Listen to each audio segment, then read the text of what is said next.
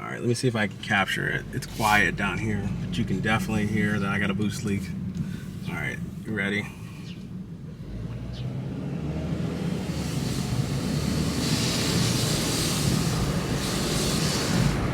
That hissing sound? Yeah, that's not supposed to be like that. The car is definitely not supposed to sound like a pressure cooker.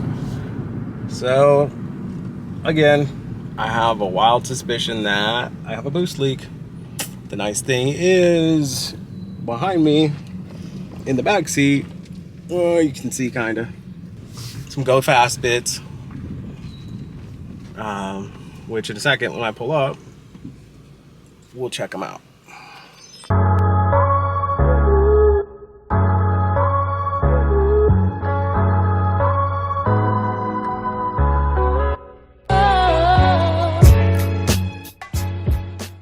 Well, while the car is cooling down, I'm going to scan it.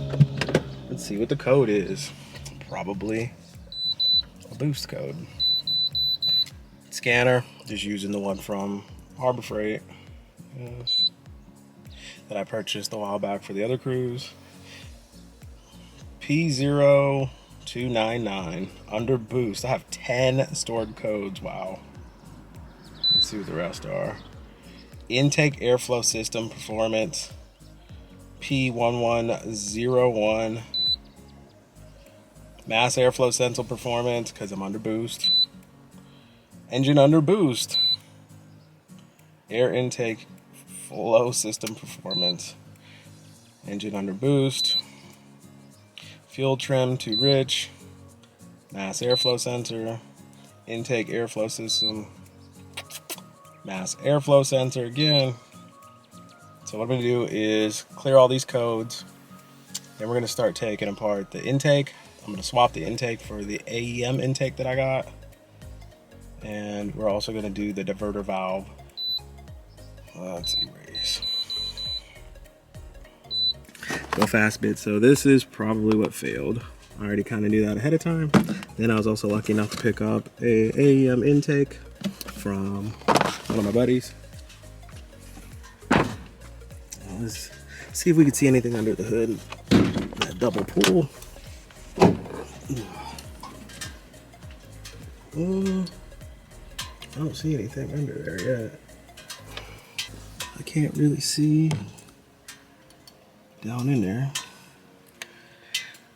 Probably gonna take this intake off. And then I wanna say, I don't know. Doesn't look like I got any busted hoses. Intake and all that's still good. So this is our intercooler piping. I need to get a new one of those. But I need to see why we're not making boost. So all this has to come off. I'm assuming this clips onto the intake. I gotta look up everything. We'll let this cool down. Oh, recirculation valve's way under there. So we're gonna get the GoPro and get to work, I guess. We're back. First thing, I'm gonna undo clamps. Get everything loose first. I've installed on, what is it, the first gen, which is over there. I had AM intake for a little bit on there, and then I decided to get rid of it. So this one's a little bit different. If you guys, hopefully this will help anybody looking to do this. The other thing we're gonna have to do is pop this tab, because there's duct work that you gotta have to loosen up. I'm hoping that this makes the limits of the car better. I really didn't know how fast I could take it, which is crazy. These are definitely faster than first gen. I don't know if it's maybe because of the governor or whatever. I know the first gen governs out pretty early. And if you have a first gen, then you know what I'm talking about. But this definitely went well past well past the first gen. So that's our mass airflow sensor. I'm going to take this clip and just move it aside for now. Definitely going to need it later. All right, so this is all disconnected. That's off. This, I believe, just pulls out. You don't have to unbolt anything. If you look down here, there's like a tab there. So I'm going to push this out, give it a little bit of a wiggle. Oh, well, that popped out. And we have one hose under there. So that popped up and out. We're going to keep this duct. I think I broke a tab, but I don't think so. Oh well. And then there's a hose that I'm just pull off there. And voila, we're going to put this aside for now. This ductwork comes off. And then this, I believe, unclips, but I'm not sure yet.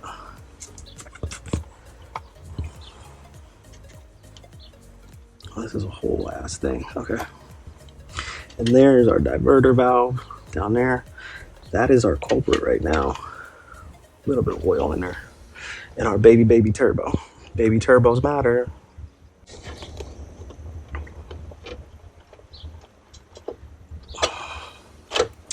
All right, well that works.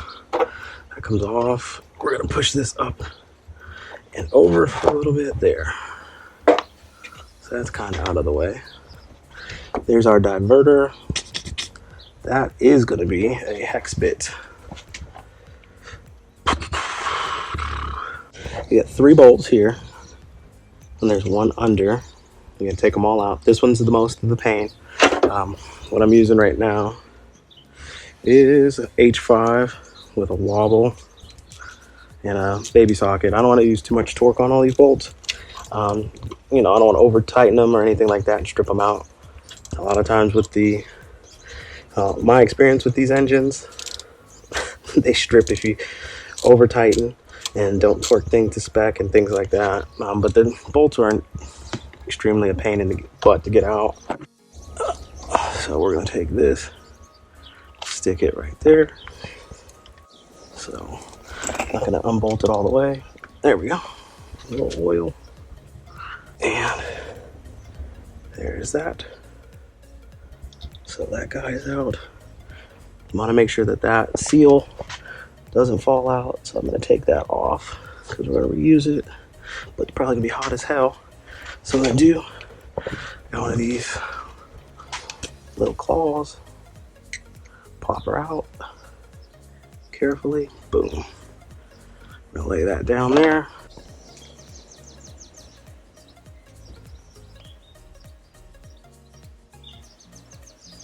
Oh, okay, that makes sense. So on this white tab, you pull up and you push down, and then it'll release. So this is our OE diverter valve, which has been the culprit of many crappy failures. All right, next is our go fast bits diverter valve. And we do have to do some assembly. Be careful if you have this set up on something because it's shallow. And there's our new bolts. So always good to look at your instructions. Today I am actually going to do that. So again, the kit that I bought or actually got used, which is awesome. There was a guy on the forums, big shout out to him, that had this for sale for $75. These retail for like $130, I think, $140 maybe. If you can find them on sale, it's a good deal. But it's actually made, if you read here, the GM 2.0 liter motor, but these will still fit. It's still the same chemistry. So we removed all that stuff. There's our diverter valve. So that's right there. They want us to pull this out. There's a little cap around here. Be very careful. Use a screwdriver and just pop it up ever so lightly. And we have all our pieces there. We're going to reuse some of this because we're going to have to rebuild it. Here's our spring. And that's that. So this is all our new stuff here. I really probably should do this on the ground. So let's do that. And we're going to start by stronger spring or better spring. Check. And pop this guy out.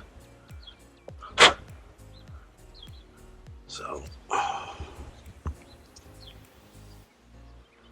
going to take this,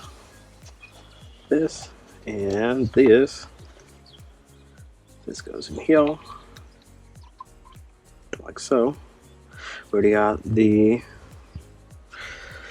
I can't think today. We already got O-ring check. I'm gonna lightly grease it. Then this is for the internals. So I already put the spring in here. And this is gonna be inside of there.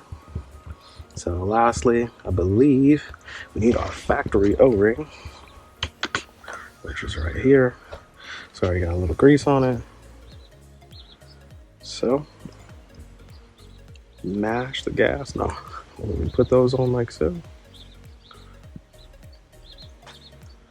Yeah. Click these together. Hopefully, boom. Wasn't that bad. Cool. So that's it. Everything's rebuilt. Get longer screws. So I'm gonna bolt this guy in here. I'm gonna start with the bottom screw because it's a pain in the butt, and go from there. You definitely want to make sure that all of your seals are in place, because if you put this together and it's not, you're gonna end up with the problem I have now, and you'll hear a loud whooshing noise, whoosh whoosh, when you're not supposed to. I mean, technically we will, but in a better way. All right, so that guy's in there. Alrighty, we're gonna keep going. Tighten down this bolt, and then I'll go back over it just to make sure that they're snug. And then we'll keep this install moving. Cool, done. So we're gonna plug her back up. So the nice thing about this mod is it doesn't require a tune. I think I am gonna get a tune.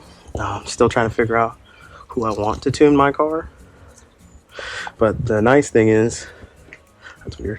The nice thing is that you can bolt this on with the intake and this, and the car should technically hold a lot more, or hold boost better and perform a little bit better. So next thing is we're gonna get into is this intake installation.